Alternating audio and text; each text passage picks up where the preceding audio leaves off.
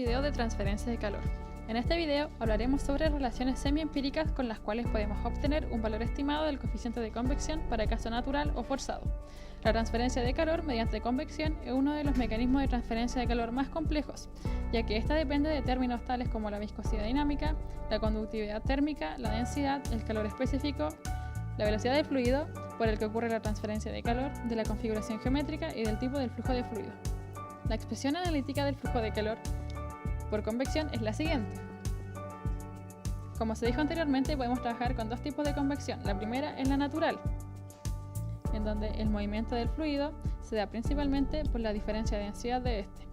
La segunda es la convección forzada, en la cual se le aporta movimiento al fluido en contacto con el sólido, aumentando la tasa de transferencia de calor. Para poder calcular la constante de convección utilizaremos números adimensionales, los cuales tienen distintos significados. El número de Nusselt nos indica la razón entre la transferencia de calor por convección y la conducción que ocurre dentro de la capa del fluido, y está definido por la siguiente expresión, en donde mientras mayor sea, más eficaz es la convección. El número de Prandtl describe el espesor relativo de las capas límites de velocidad y térmica, es decir, compara la rapidez de difusión de momentum y la razón de difusión térmica, y está definida por el cociente entre la viscosidad cinemática del fluido y la constante de difusividad térmica del fluido, las cuales se obtienen utilizando la temperatura promedio entre la temperatura ambiente y la de la superficie. Si este número es menor a 1, se tiene que el calor se difunde de manera más rápida que la cantidad de movimiento. El número de Grachov es una medida relativa entre las fuerzas de flotabilidad y las fuerzas viscosas que actúan sobre un fluido, y está definida por la siguiente expresión. Este permite determinar si un flujo es turbulento o laminar. El número de Reynolds compara las fuerzas inerciales y viscosas que actúan sobre un fluido y también nos ayuda a determinar si un fluido es de régimen laminar o turbulento, y está definido por la siguiente expresión. El número de Rayleigh está asociado con la transferencia de calor en un fluido y está definida por la expresión expuesta, que es igual a la multiplicación del número de Grachov y el número de Prandtl. Podemos encontrar una relación entre este número y el número de Nusselt. Para el caso de convección natural se tiene la primera expresión, y para el caso de convección forzada se tiene la segunda expresión.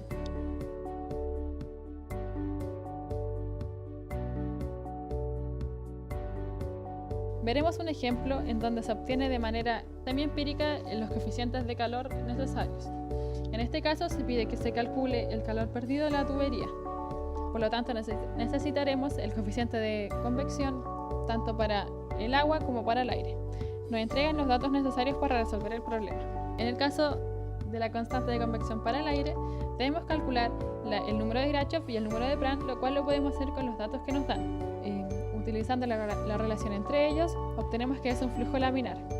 Relacionando el valor obtenido del número de Grachov con el número de Prandtl y utilizando la relación entre Nusselt y Rayleigh, podemos obtener el número de Nusselt. Finalmente, utilizando su definición, podemos obtener el coeficiente que necesitamos. Para el caso del coeficiente de convección del agua, obtenemos el número de Reynolds y el número de Prandtl. Podemos observar que por el resultado obtenido es un flujo turbulento. Luego, relacionando el número de Reynolds y el número de Prandtl, obtenemos el valor de Nusselt. Igual que en el caso anterior, utilizando su definición, podemos obtener el valor del coeficiente de convección para el agua. Luego, utilizando la relación de resistencias, obtenemos el calor que se pierde por la tubería.